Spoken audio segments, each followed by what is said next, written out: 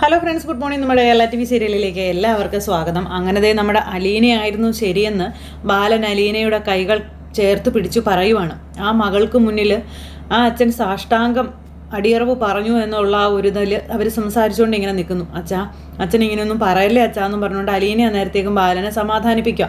അച്ഛൻ ഇങ്ങനെയൊക്കെ പറയുമ്പോൾ എനിക്കത് സങ്കടം വരുന്ന എന്നും പറഞ്ഞു. ഇപ്പം മോളെ, നീ പറഞ്ഞ കാര്യങ്ങൾ ഞാൻ അനുസരിക്കാതെ ഞാൻ എൻ്റെ ഇഷ്ടത്തിന് ചെയ്തിരുന്നെങ്കിൽ ഇന്ന് രോഹിക്ക് ഒരു കാരണവശാലും ജാമ്യം കിട്ടില്ലായിരുന്നു തുടങ്ങിയ കാര്യങ്ങളൊക്കെ ഇങ്ങനെ അലീനയോട് ബാലൻ പറയുവാണ്. അപ്പോൾ ഇപ്പോൾ ജാമ്യം കിട്ടിയല്ലോ ഇനി അതിനെപ്പറ്റി ആലോചിച്ച് സങ്കടപ്പെടണ്ട എന്നൊക്കെ പറയുവാണ്. അപ്പോൾ ഇവർ രണ്ടുപേരും കൂടെ സംസാരിച്ചുകൊണ്ട് നിൽക്കുമ്പോഴത്തേക്കും അങ്ങോട്ടേക്ക് വരികയാണ് നമ്മുടെ ശിവൻ ബാലനെ കാണാനായിട്ട്. അപ്പോൾ താൻ രക്ഷപ്പെട്ടല്ലോടോ എന്ന് ഈ ശിവൻ ഇങ്ങനെ ചോദിക്കുക. അപ്പോൾ അതൊരു പിണക്കം എന്നുള്ള രീതിയിലാണ് ഇപ്പം ഈ ശിവൻ സംസാരിക്കുന്നത്. താൻ ഇവളെ കാര്യങ്ങളിൽ ഇടപെടുത്തി ഇവളെ കൊണ്ട് സംസാരിപ്പിച്ച് തൻ്റെ മോനെ താൻ ഊരിയെടുത്തല്ലേ എന്ന് ശിവൻ ഇങ്ങനെ ചോദിക്കുമ്പോൾ ബാലൻ ഇങ്ങനെ അന്തം വിട്ടിങ്ങനെ നിൽക്കുവാണ്. അപ്പോൾ ഇയാളാണെങ്കിൽ ബാലൻ എന്തോ കൃത്രിമം കാണിച്ചാണ് ഇതൊക്കെ ചെയ്യിച്ചതെന്നുള്ളൊരു ഇതിൽ ഇങ്ങനെ പറയുക. അപ്പോൾ അത് കേട്ട് കഴിഞ്ഞപ്പോഴത്തേക്ക് അലീന പറഞ്ഞു, ഒരിക്കലും അങ്കിള് ആ രീതിയിൽ സംസാരിക്കരുത്. രോഹിത് തെറ്റ് ചെയ്തിട്ടില്ല എന്നുള്ളത് കൊണ്ടാണ് രോഹിത് തെറ്റ് ചെയ്തിട്ടില്ല എന്നാ ശരണ്യ അവിടെ ജഡ്ജിയുടെ മുന്നിൽ പറഞ്ഞതെന്നുള്ള കാര്യം അലീന ഇങ്ങനെ പറയുന്നു. അലീനെ, നീ കൂടുതൽ ഇതിനെപ്പറ്റി അവനെ വെള്ള പൂശാനൊന്നും നോക്കണ്ട എന്നും പറഞ്ഞുകൊണ്ട് ശിവൻ ഇങ്ങനെ പറഞ്ഞു. എന്തായാലും നിങ്ങൾ രണ്ടുപേരും ചെയ്തത് വലിയൊരു ചതിയായിപ്പോയി. എൻ്റെ മകന് വേണ്ടി എന്തെങ്കിലും ഒരു കാര്യം നിങ്ങൾക്ക് ചെയ്യാമായിരുന്നു എന്നും പറഞ്ഞുകൊണ്ട് ശിവൻ ഇങ്ങനെ പറയുമ്പോൾ, ശിവേട്ടൻ ഞാൻ വേണ്ട ബാല, ഇനി നീ കൂടുതൽ സംസാരിച്ച് ബുദ്ധിമുട്ടണ്ട എന്ന് പറയുകയാണ്. അപ്പോൾ അങ്ങനെ സംസാരിച്ചുകൊണ്ടിരിക്കുന്ന ഈ ഒരു സമയത്ത് മനു അങ്ങോട്ടേക്ക് വന്നു. മനു എന്നിട്ട് എന്താ ഇവിടെ എന്നിങ്ങനെ ചോദിച്ചപ്പോൾ അലീന പറഞ്ഞു, ഞാൻ രോഹിത്തിനെ മനഃപൂർവ്വം പോയി സംസാരിച്ച് രക്ഷപ്പെടുത്തിയെടുത്തതാണെന്നാണ് ഞങ്ങൾ പറയുന്നതെന്ന്. അപ്പോൾ രോഹിത്തിനെ രക്ഷപ്പെടുത്തിയെടുക്കാൻ വേണ്ടി അലീന അവിടെ പോയി സംസാരിക്കില്ല എന്ന് അലീന പറഞ്ഞതായിരുന്നു എന്ന കാര്യം മനു അന്നേരം അവിടെ നിന്ന് ഇങ്ങനെ പറയുക. അപ്പം മനുവിനും അലീനയോടൊരു പിണക്കം പോലെ ഉണ്ട് ചെറുതായിട്ട്. പക്ഷെ കാര്യങ്ങളൊക്കെ അറിയാമെങ്കിലും മനുവും ഒരു എന്താ പറയുക, അലീനയോടൊരു നീരസത്തിൻ്റെ പുറത്താണ് നിൽക്കുന്നത്. അപ്പോൾ അലീന പറയണു, തെറ്റ് ചെയ്തിട്ടുണ്ടെങ്കിൽ അതിനുള്ള ശിക്ഷ അനുഭവിക്കണം. അത് ഞാൻ അന്നും ഇന്നും പറയുന്നു. രോഹിത് തെറ്റ് ചെയ്യാത്തിടത്തോളം രോഹിത്തിന് ശിക്ഷ അനുഭവിക്കേണ്ട കാര്യമില്ല എന്ന് അലീന പറയുവാണ്. ശരണ്യാണ് രോഹിത്തിനെ ജാമ്യത്തിൽ ഇറക്കിയത്. മാത്രമല്ല ശരണ്യയുടെ മനസാക്ഷി എന്ന കോടതിയിലാണ് രോഹിത്തിന് വിധി കിട്ടിയതെന്നുള്ള കാര്യവും അലീന പറയുന്നു. അപ്പോൾ അത് കേട്ട് കഴിഞ്ഞപ്പോഴേക്കും ഭയങ്കരമായിട്ട് ഇവർക്ക് രണ്ടുപേർക്കും കലിപ്പ്, പ്രത്യേകിച്ച് ഈ ശിവന്. അങ്ങനത്തെ ഇനിയിപ്പോൾ നമ്മളുമായിട്ട് ഉള്ള ബന്ധമൊക്കെ അങ്ങനെ ഇങ്ങനെയാണ്, ഒരു ബന്ധമില്ലെന്നോ ആ രീതിയിലൊക്കെ ഇയാളിങ്ങനെ സംസാരിച്ച് ആ ഒരു ധ്വനിയോടുകൂടി സംസാരിച്ചിട്ട് അയാൾ അവിടെ നിന്ന് അങ്ങ് പോയി. അപ്പോൾ ബാലനും അലീനയും ഇങ്ങനെ വിഷമിച്ച് നിൽക്കുക. മോളെ, അവർ പറയുന്നത് നീ കേട്ടില്ലേ എന്ന് ചോദിച്ചു. അച്ഛൻ അതൊന്നും ഓർത്ത് വിഷമിക്കേണ്ട, ഇപ്പം നമ്മുടെ മുന്നിൽ രോഹിയെ വീട്ടിലേക്ക് കൊണ്ടുപോവുക എന്നുള്ളൊരിത് മാത്രമേ ഉള്ളൂ എന്ന് പറഞ്ഞു. കുറച്ച് കഴിഞ്ഞപ്പോഴത്തേക്കും രോഹിത്ത് പോലീസിൻ്റെ കൂടെ ഇങ്ങനെ ഇറങ്ങി വരിക. അങ്ങനെ പോലീസിൻ്റെ കൂടെ ഇറങ്ങി വന്ന രോഹിത്തിനെ ഇവർ കണ്ടുകൊണ്ട് ഇങ്ങനെ നിൽക്കുക കേട്ടോ. എന്നിട്ട് ഇവരെ രണ്ടുപേരും കൂടി രോഹിത്തിനെ കൂട്ടി വീട്ടിലേക്ക് പോകാനായിട്ട് ഇങ്ങനെ തയ്യാറെടുപ്പുകളും കാര്യങ്ങളൊക്കെ നടത്തുന്നു. ഇതേ സമയത്ത് ശരണ്യയുടെ അച്ഛനും അമ്മയും വീട്ടിലേക്ക് ചെന്നു. ശരണ്യെ വലിച്ച് വീട്ടിലകത്തേക്ക് കയറ്റിയിട്ട് അച്ഛനും അമ്മയും കൂടെ കഥ കടച്ചു. എന്നിട്ട് അതിനകത്തിട്ട് ഇങ്ങനെ ശ്വാസം മുട്ടിച്ചുകൊണ്ടിരിക്കാം. നീ എന്താ ചെയ്തത്, നീ എന്ത് വലിയ ദ്രോഹമാണ് ചെയ്തതെന്നൊക്കെ ചോദിച്ച്. ഇനിയിപ്പോൾ നീ കോടതിയിൽ പറഞ്ഞത് മാത്രമാക്കണ്ട, പുറത്തേക്ക് ഇറങ്ങി നാട്ടുകാരോടും കൂടി പറ, നടന്നതെല്ലാം നാട്ടുകാരോടും കൂടി നീ വിശദീകരിക്കുക എന്നൊക്കെ പറഞ്ഞുകൊണ്ട് അച്ഛൻ ഇങ്ങനെ മകളോട് ദേഷ്യപ്പെടുന്നു. ശരണ്യാണെങ്കിൽ അത് അവിടെ ഇരുന്ന് ഭയങ്കര കരച്ചില്ല. അപ്പോഴേക്കും അമ്മ പിടിച്ച് അവിടെ ഇരുത്തിയിട്ട്, നിന്നോട് സത്യം എന്താണ് എന്ന് 100 പ്രാവശ്യം പറഞ്ഞു തന്നതല്ലേ, എന്താണ് കോടതിയിൽ പറയേണ്ടതെന്ന് 1000 പ്രാവശ്യം എല്ലാവരും ചേർന്ന് പറഞ്ഞു തന്നതല്ലേ, എന്നിട്ട് നീ കോടതിയിൽ എന്താ കാണിച്ചത്, കോടതിയിൽ നീ എന്താ പറഞ്ഞത്, നീ എന്തിനാ ഇങ്ങനെ ഒരു ചതി ഞങ്ങളോട് ചെയ്തത്, ഇതൊക്കെ അമ്മ ചോദിക്കുമ്പോഴും ശരണ്യ ഇങ്ങനെ വിഷമിച്ച് തല കുനിച്ച് ഇങ്ങനെ അവിടെ ഇരിക്കുവാണ്. ആ തല കുനിച്ചിരിക്കുന്ന ശരണ്യയ്ക്ക് ഭയങ്കരമായിട്ട് വിഷമവും സങ്കടവും അതിൻ്റെ ഉള്ളുകിടന്നിങ്ങനെ അലയടിച്ചുകൊണ്ടിരിക്കുക, സങ്കടക്കടൽ. അങ്ങനെ ഇവർ കുറ്റപ്പെടുത്തിക്കൊണ്ടേ ഇരിക്കുക. അപ്പോഴേക്കും ശരണ്യ പറയുന്നത്, ഞാൻ ഒരു തെറ്റും ചെയ്തിട്ടില്ല, ഞാൻ ശരി മാത്രമേ ചെയ്തിട്ടുള്ളൂ. ഒരു തെറ്റും ചെയ്യാത്തൊരു നിരപരാധിയെ ക്രൂശിക്കാൻ എന്നെക്കൊണ്ട് വയ്യ, അതിൻ്റെ കുറ്റബോധവും പേര് ജീവിക്കാൻ എന്നെക്കൊണ്ട് വയ്യ എന്നും പറഞ്ഞുകൊണ്ട് ആ കൊച്ചിങ്ങനെ അച്ഛനോടും അമ്മയോടും പറയുന്നു. ഇനിയിപ്പോൾ എല്ലാവരും തന്നെ ഒറ്റപ്പെടുത്തുമെന്നും തങ്ങൾക്ക് ആരും ഇല്ലാതാകുമെന്നും സമൂഹത്തിന് മുന്നിൽ ഇനി നമ്മുടെ മുഖഛായ എന്തായിരിക്കും തുടങ്ങിയ കാര്യങ്ങളൊക്കെ പറഞ്ഞാണ് അച്ഛനും അമ്മയും കൂടി ശരണ്യോട് ഇങ്ങനെ വഴക്കിട്ട് സംസാരിക്കുന്നത്. അപ്പോൾ ശരണ്യയ്ക്കാണെങ്കിൽ ഇതൊന്നും കേട്ടിട്ടൊന്നും മിണ്ടാനില്ല. അപ്പോൾ അനിയനും ചേട്ടനും ഒക്കെ പുറത്ത് ഇങ്ങനെ നിൽക്കുക കേട്ടോ. ശരണ്യ ചെയ്തത് വലിയൊരു ചതിയായി പോയി എന്ന് തന്നെയാണ് അവരും പറയുന്നത്. അങ്ങനെ ശരണ്യ അവിടെ ഇട്ട് ശ്വാസം മുട്ടിച്ചുകൊണ്ടിരിക്കുക എല്ലാവരും കൂടി. അപ്പോൾ ഇനി ഓരോരുത്തരായിട്ട് വരും, ചോദ്യങ്ങൾ ഓരോന്നായിട്ട് ചോദിക്കും, എല്ലാവരും കൈയൊഴിയും തുടങ്ങിയ കാര്യങ്ങളെല്ലാം പറയുക. ഇതേ സമയത്ത് നമ്മുടെ രോഹിത്തുമായിട്ട് ഇവർ വീട്ടിലേക്ക് ചെല്ലുവാണ്. അതായത് ബാലനും അലീനയും. അപ്പോൾ രോഹിത്ത് വണ്ടിയിൽ നിന്നൊക്കെ ഇറങ്ങുന്നതെന്ന് പറഞ്ഞാൽ തകർന്ന് ആടി കാലൊന്നും നേരെ ചുവനെ നിലത്തുറച്ച് ചവിട്ടാൻ പോലും വയ്യാത്ത രീതിയിൽ. അപ്പോൾ ഇവർ ചെല്ലുന്നത് കണ്ടപ്പോഴത്തേക്കും കൃഷ്ണ ഓടി വന്നു. ബബിതേച്ചി എന്ന് പറഞ്ഞ് വിളിച്ചു. എന്താടി എന്നും ചോദിച്ചു വന്നപ്പോഴത്തേ രോഹിയേട്ടൻ നോക്കുമ്പോൾ രോഹിത്തിനെ കണ്ടപ്പോഴേക്കും ഭയങ്കര ഇത് നമ്മുടെ കൃഷ്ണയ്ക്കും ബബിതയ്ക്കും സന്തോഷം. എന്നിട്ട് ഭയങ്കര ഇതിലിങ്ങനെ നിൽക്കുക. പക്ഷേ അലീനയും കൂടെ പോയതുകൊണ്ട് ബബിതയ്ക്ക് അത്ര ഇഷ്ടപ്പെട്ടില്ല കേട്ടോ. അങ്ങനെ രോഹിത്തിനെ കൊണ്ട് ഇവർ വീട്ടിലേക്ക് വരുവാണ്. രോഹിത്തിനെ വീട്ടിലേക്ക് വിളിക്കും. രോഹിത്താണെങ്കിൽ ആരെയും മൈൻഡ് ചെയ്യുന്നില്ല, ആരോടും മിണ്ടുന്നൊന്നുമില്ല. അങ്ങനെ വന്നു, തൻ്റെ മുറിയിലേക്ക് അങ്ങ് ചെന്ന് അങ്ങ് കയറി. ഈ സമയത്ത് എന്താ അച്ഛൻ നടന്നത്, എന്താ അച്ഛൻ സംഭവിച്ചത് എന്നൊക്കെ ചോദിച്ച് അറിയാനായിട്ടുള്ള ആകാംക്ഷ കൊണ്ട് ഇവരിവിടെ നിൽക്കുന്നിട്ട് ഇവരിങ്ങനെ ചോദിച്ചപ്പോഴത്തേക്കും ശരണ്യയുടെ മനസാക്ഷിയുടെ കോടതിയിലാണ് ഇന്ന് ആ വിധി വന്നതെന്നുള്ള കാര്യം പറയുന്നു. ശരണ്യ സംഭവിച്ച കാര്യങ്ങൾ ജഡ്ജിയുടെ മുന്നിൽ പറഞ്ഞു. രോഹിത് ഉപദ്രവിച്ചിട്ടില്ല എന്നുള്ള സത്യം പറഞ്ഞു എന്ന കാര്യം പറയാം. അപ്പോൾ അത് കേട്ടപ്പോഴേക്കും ഭയങ്കര സന്തോഷമായി നമ്മുടെ കൃഷ്ണയ്ക്കും. കൃഷ്ണ എന്നിട്ട് ഓടി വന്ന് അലീനയെ കെട്ടിപ്പിടിച്ചു. അപ്പോൾ അലീന ചേച്ചി എന്താണോ പറഞ്ഞത് അത് തന്നെയാണല്ലോ സംഭവിച്ചിരിക്കുന്നത്. അത് കേട്ട് കഴിഞ്ഞപ്പോഴത്തേക്കും ബബിതയ്ക്ക് ഇഷ്ടപ്പെട്ടില്ല. ബബിതയുടെ മുഖം വലിഞ്ഞു കയറി. ഇപ്പോൾ എന്നാ ചെയ്തെന്നാ, ഇവളൊന്നും ചെയ്തില്ല. ആ പെണ്ണ് പറഞ്ഞതുകൊണ്ടല്ലേ രോഹിയേട്ടൻ ഇപ്പോൾ ജാമ്യം കിട്ടിയത്, അതിനെന്തെല്ലാം ഉള്ള ക്രെഡിറ്റൊക്കെ ഇവക്ക് കൊടുക്കുന്നതെന്ന് ചോദിച്ചുകൊണ്ട് ബബിത ഇങ്ങനെ പറയുമ്പം അതിന് വേണ്ടുന്ന മറുപടി നമ്മുടെ ബാലനും അതുപോലെ കൃഷ്ണയും കൂടി അങ്ങ് കൊടുത്തു. തൊട്ടടുത്ത നിമിഷം മകൾ ഫോൺ എടുത്തുകൊണ്ട് ഓടി അമ്മയെ വിളിക്കാനായിട്ട്. അമ്മയെ വിളിച്ചിട്ട് രോഹിത്തിന് ജാമ്യം കിട്ടിയ കാര്യം പറയാം. അത് കേട്ടപ്പോഴത്തേക്കും ഭയങ്കര സന്തോഷം. സത്യമാണോടി മോളെ നീ പറയുന്നത്, രോഹി വീട്ടിൽ വന്നോ എന്നൊക്കെ ചോദിച്ചുകൊണ്ട് ബബിതയോട് ചോദിക്കാം ബൈജ. രോഹിയേട്ടൻ വന്നു അമ്മ, ജാമ്യം കിട്ടി. രോഹിയേട്ടൻ ഒരു തെറ്റും ചെയ്തിട്ടില്ലെന്ന് കോടതിക്ക് മുന്നിൽ ആ ശരണ്യ പറഞ്ഞെന്നാണ് പറഞ്ഞത്. അതുകൊണ്ടാണ് ഇങ്ങനെയൊക്കെ സംഭവിച്ചത് എന്നൊക്കെ പറഞ്ഞിങ്ങനെ പറയാം. അതിനുശേഷം പിന്നെ എന്നാൽ ഇത് എങ്ങനെ സംഭവിച്ചു, അവളെ കൊണ്ട് ആരായിരിക്കും അത് പറയിച്ചതെന്നൊക്കെ ചോദിക്കുക. അത് കേട്ടപ്പോഴത്തേക്കും ഇവിടെ നിന്ന് അലീനയെന്ന് പറയുന്നവൾ 2-3 പ്രാവശ്യം ഇവിടെ പോയായിരുന്നു. അവളോടാണ് രോഹിയേട്ടൻ അവൾ ഉപദ്രവിച്ചിട്ടില്ല എന്നുള്ള കാര്യം ആ പെണ്ണ് പറഞ്ഞത്. അത് വെച്ചിട്ട് അവൾ ഇവിടെ വന്ന് എല്ലാവരോടും കാര്യമൊക്കെ പറഞ്ഞായിരുന്നു. പിന്നെ ഇന്നിപ്പോൾ കോടതിയിലേക്ക് പോയപ്പോൾ അവളും അച്ഛൻ്റെ കൂടെ കയറി പോയി. അവൾ കോടതിയിലേക്ക് പോയോ? അവളെന്തിനാ കോടതിയിലേക്ക് പോയത്? അതൊന്നും എനിക്കറിയില്ല. എന്തായാലും അവൾ കോടതിയിലേക്ക് പോയായിരുന്നു. ഇപ്പോൾ അവൾ എന്തൊക്കെയോ ചെയ്തിട്ടാണ് രോഹിയേട്ടന് ജാമ്യം കിട്ടിയതെന്നാണ് ഇവിടെ എല്ലാവരും പറയുന്നത്. അതൊക്കെ കേട്ട് കഴിഞ്ഞപ്പോഴത്തേക്കും ബബിത പറഞ്ഞതൊക്കെ കേട്ട് കഴിഞ്ഞപ്പോഴത്തേക്കും നമ്മുടെ വൈജയുടെ മുഖം അങ്ങ് വളിച്ചു.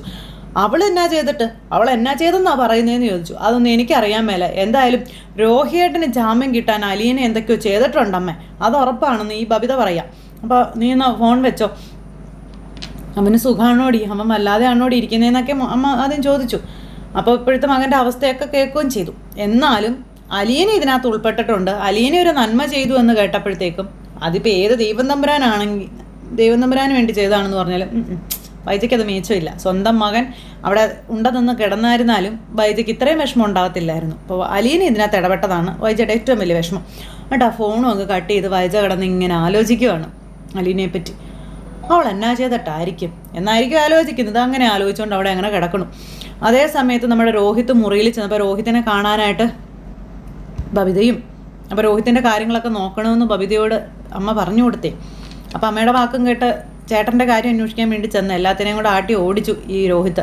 അവിടെ നിന്നും പറഞ്ഞുകൊണ്ട് എൻ്റെ മുന്നിലാരും വരമെന്ന് പറഞ്ഞുകൊണ്ട് റൂമിലുണ്ടായിരുന്ന സാധനങ്ങളൊക്കെ എടുത്ത് വലിച്ചെറിഞ്ഞ് തച്ചോടച്ച് ഭയങ്കരമായിട്ട് വയലൻ്റായി ഭയങ്കര ഇതിലിങ്ങനെ നിൽക്കുക. ഈ സമയത്ത് നമ്മുടെ അലീന ഒരു ഗ്ലാസ് വെള്ളമായിട്ട് അങ്ങോട്ടേക്ക് കയറി ചെന്നു. അപ്പോൾ ബാലൻ അലീനോട് പറഞ്ഞു അവന് കുടിക്കാൻ എന്തെങ്കിലും കൊടുക്കുക എന്നൊക്കെ. അങ്ങനെ അലീന വെള്ളമായിട്ട് കയറി ചെന്നപ്പോഴത്തേക്കും നിന്നെ ആരാ ഇപ്പം ഇങ്ങോട്ട് പറഞ്ഞു വിട്ടതെന്ന് അലീനയോട് ചോദിക്കുക രോഹിത്ത്. ഞാൻ കുടിക്കാൻ വെള്ളമായിട്ട്, എനിക്ക് ആരുടെയും വെള്ളമൊന്നും വേണ്ടാന്ന് പറഞ്ഞു. അപ്പോൾ എൻ്റെ കൺമുന്നിൽ നിന്ന് പോയി ഈ മുറിയിലേക്ക് ആരും വരണ്ടെന്നും പറഞ്ഞുകൊണ്ട് രോഹിത്ത് എല്ലാം വലിച്ചെറിഞ്ഞ് അലീനയുടെ മുന്നിലും ഭയങ്കര ഇത്. അപ്പോൾ അലീന എന്നിട്ട് അവിടുന്ന് ആ ഗ്ലാസ്സും അവിടെ വെച്ചിട്ട് ഇങ്ങ് പോരും. അപ്പോൾ ആ ഗ്ലാസ്സൊക്കെ എടുത്ത് എറിഞ്ഞ് പൊട്ടിച്ച് രോഹിത്ത് ഭയങ്കര മെൻ്റൽ പേഷ്യൻ്റ് കാണിക്കുന്ന ഒരു രീതിയിൽ ഇങ്ങനെ കാണിക്കുക. അപ്പോൾ അലീന ഇങ്ങനെ ഭയങ്കരമായിട്ട് ഇതായിട്ട് ഇങ്ങനെ ഇറങ്ങിപ്പോന്നിട്ട് അലീന ഇങ്ങനെ തിരിഞ്ഞ് രോഹിത്തിനെ നോക്കി നിൽക്കും. അപ്പോൾ രോഹിത്ത് ഇങ്ങനെ തകർന്ന് നിൽക്കല്ലേ രോഹിത്ത്. എന്നിട്ട് അലീന ഇങ്ങനെ നോക്കുവാണ്. കഴിഞ്ഞത് ഇവിടം കൊണ്ട് കഴിഞ്ഞു, ഇനിയും അത് മനസ്സിൽ കൊണ്ട് നടന്ന് വെറുതെ പ്രശ്നങ്ങൾ ഉണ്ടാക്കരുത് എന്ന് അലീന എന്നിട്ട് രോഹിത്തിനോട് പറയുക. അപ്പോൾ രോഹിത്തിനറിയാം അലീനയാണ് തനിക്ക് രക്ഷകയായി വന്നതെന്നും അലീന ഇല്ലായിരുന്നെങ്കിൽ താൻ ഇന്ന് ഇവിടെ നിൽക്കില്ല എന്നും രോഹിത്തിന് വ്യക്തമായിട്ട് അറിയാം. പക്ഷെ ഇപ്പോഴത്തെ ആ ഒരു മാനസികാവസ്ഥയിൽ എങ്ങനെ പ്രതികരിക്കണമെന്നോ എങ്ങനെ ചെയ്യണമെന്നോ എന്ത് ചെയ്യണമെന്നൊന്നും രോഹിത്തിന് അറിയില്ല. എന്നിട്ട് അലീന കുറേ ക്ലാസ്സൊക്കെ എടുത്തു കൊടുത്തു. പിന്നെ ഒരുപാട് സംസാരിക്കാൻ നിന്നാൽ പിന്നെയും പ്രശ്നമാകുമെന്ന് മനസ്സിലാക്കി അലീന എന്നിട്ട് അവിടുന്ന് പോരുകയും ചെയ്തു. രോഹിത് അന്നേരത്തേക്കും വാതിലടച്ച് അവിടെ ഇങ്ങനെ തകർന്ന തരിപ്പണമായിട്ട് അവിടെ അങ്ങനെ ഇരിക്കുക. അത് കഴിഞ്ഞ് അലീന താഴെ ഇറങ്ങി ചെന്നു. അപ്പോഴേക്കും ബാലൻ വന്നു. എന്താവും പറഞ്ഞത് മോളെന്നും ചോദിച്ച്.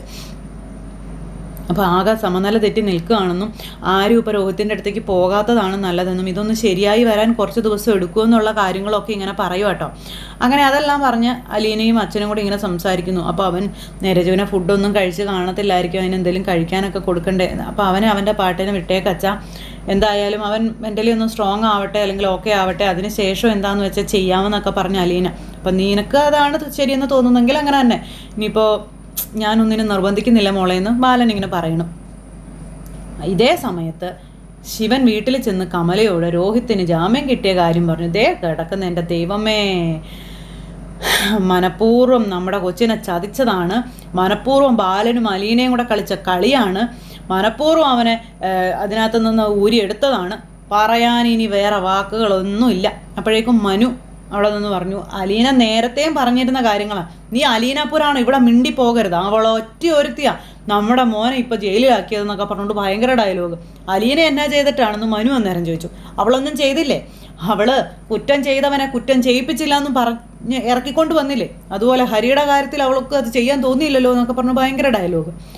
ഹരിയുടെ കാര്യത്തിൽ എങ്ങനെ അവൾ ചെയ്യും എന്ന് ചോദിക്കുവാണ്. അവളല്ല ജഡ്ജിയോട് പറഞ്ഞത് രോഹിത് തെറ്റ് ചെയ്തിട്ടില്ല എന്ന്. ശരണ്യാണ് ജഡ്ജിയോട് പറഞ്ഞത് തന്നെ രോഹിത് ഉപദ്രവിച്ചിട്ടില്ലെന്ന്. അതിലാദ്യം ശരണ്യെ ചൂണ്ടിക്കാണിച്ച വ്യക്തിയുടെ പേര് നീ അമ്മയുടെ മകൻ്റെ തന്നെ ആയിരിക്കും.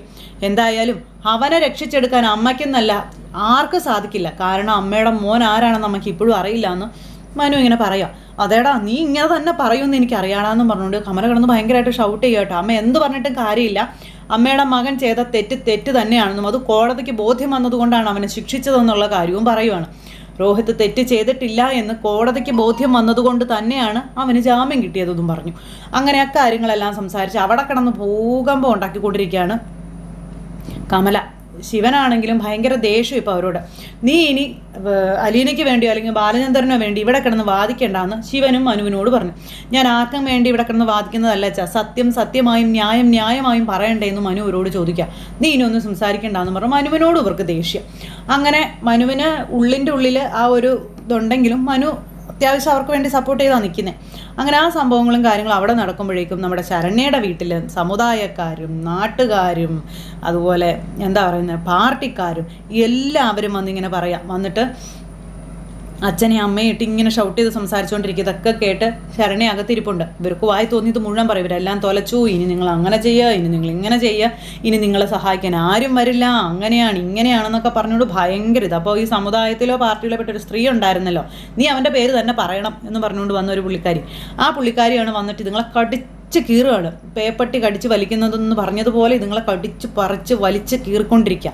ആ സമയത്ത് ശരണ്യ അങ്ങോട്ടേക്ക് ഇറങ്ങി വന്നിട്ട് നിങ്ങൾ എന്തു പറഞ്ഞു, അവളില്ലേ ഇവിടെ എന്നൊക്കെ ചോദിച്ചുകൊണ്ടാണ് കയറി വരുന്നവരെ. അങ്ങനെ ശരണ്യ ഇറങ്ങി വന്നപ്പം നിങ്ങൾ എന്തൊക്കെ പറഞ്ഞാലും എൻ്റെ മനസാക്ഷിയുടെ കോടതിയിൽ ശരിയെന്ന് തോന്നിയ കാര്യങ്ങളാണ് ഞാൻ കോടതിയിൽ പറഞ്ഞതെന്നും തെറ്റ് ചെയ്യാത്ത ഒരു നിരപരാധിയെ ശിക്ഷിച്ചിട്ട് അല്ലെങ്കിൽ അതിൻ്റെ ജീവിതം നശിപ്പിച്ചിട്ട് ആ കുറ്റബോധവും പേര് ജീവിക്കാൻ എനിക്ക് സാധിക്കില്ല, നിങ്ങൾക്ക് എന്നെ എങ്ങനെ വേണമെങ്കിലും ശിക്ഷിക്കാം തുടങ്ങിയ കാര്യങ്ങളൊക്കെ ഇങ്ങനെ പറയുക. അങ്ങനെ ലാസ്റ്റ് ഈ വന്നവരുടെ എല്ലാവരുടെയും മുന്നിൽ കൈകൂപ്പി യാചിച്ച് നിൽക്കുകയാണ് ആ പെങ്കൊച്ച്.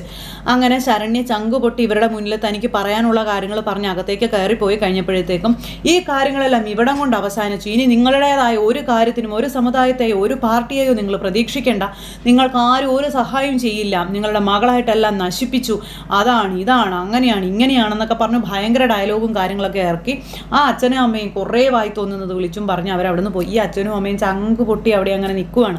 കാരണം എല്ലാവരും ഇപ്പം ഇവർ പ്രതിയാണെന്നുള്ള രീതിയിൽ ഇവരോട് സംസാരിക്കുന്നു. ആർക്കും ഒന്നും ചെയ്യാനോ ഇതില്ലാത്ത രീതിയിൽ. അപ്പം അങ്ങനെ ആ ഒരു ഇതെല്ലാം അവിടെ നടക്കുന്നേ. ഇനിയിപ്പോൾ നമ്മുടെ രോഹിത് മുറിയിലടച്ച് തന്നെ അങ്ങനെ ഇരിക്കുക. രോഹിത് ആരോടും മിണ്ടുന്നില്ല, അതുപോലെ ഭയങ്കര എല്ലാവരോടും ദേഷ്യം. പക്ഷെ അപ്പോഴും അലീനയുടെ മുന്നിൽ ചെറിയൊരു ഒരു ഒതുക്കമുണ്ട്. കാരണം അലീന തനിക്ക് എന്തൊക്കെ ചെയ്തിട്ടുണ്ടെന്ന് രോഹിത്തിന് നല്ല വ്യക്തമായിട്ട് മനസ്സിലായില്ല. അപ്പം അങ്ങനെ ആ ഒരു സിറ്റുവേഷനും കാര്യങ്ങളൊക്കെ കൂട്ടി ഇണക്കിക്കൊണ്ട് പറയാൻ എന്താ പറയുക, വാക്കുകളില്ലാത്ത പ്രവചനാതീതമായിട്ടുള്ള എപ്പിസോഡുമായിട്ടാണ് ഇന്നത്തെ നമ്മുടെ കഥ വരുന്നത്. അപ്പോൾ ഇനി ഇതിൽ കൂടുതൽ വിശേഷങ്ങളും നമ്മുടെ കഥയിൽ വരുന്നുണ്ട്. അപ്പോൾ ആരും തന്നെ മിസ് ചെയ്ത് കളയരുത് കേട്ടോ. അപ്പോൾ ഡയലോഗുകളിൽ ചെറിയ ചെറിയ മാറ്റങ്ങളൊക്കെ സംഭവിച്ചാലും നമ്മുടെ കഥയിലെ സിറ്റുവേഷൻസ് എല്ലാം ഇത് തന്നെയാണ് കേട്ടോ. അപ്പോൾ ആരും മിസ് ചെയ്ത് കളയാതെ കാണണം. അപ്പോൾ എല്ലാവർക്കും നല്ലൊരു ദിവസം ആശംസിക്കുകയാണേ. എല്ലാവരും തരുന്ന സപ്പോർട്ടിനും സ്നേഹത്തിനും ഒത്തിരി നന്ദി ഹൃദയത്തിൻ്റെ ഭാഷയിൽ അറിയിക്കാം കേട്ടോ. അപ്പോൾ എല്ലാവരും വീണ്ടും സപ്പോർട്ട് ചെയ്യുമെന്നുള്ള പ്രതീക്ഷയോടെ നമ്മുടെ ചാനലൊന്ന് സബ്സ്ക്രൈബ് ചെയ്ത് വെക്കാത്തവരൊന്ന് സബ്സ്ക്രൈബും കൂടെ ചെയ്ത് വെച്ചേക്കണേ. അപ്പോൾ എല്ലാവർക്കും ഹൃദയത്തിൻ്റെ ഭാഷയിൽ ഒത്തിരി നന്ദി. Thank you.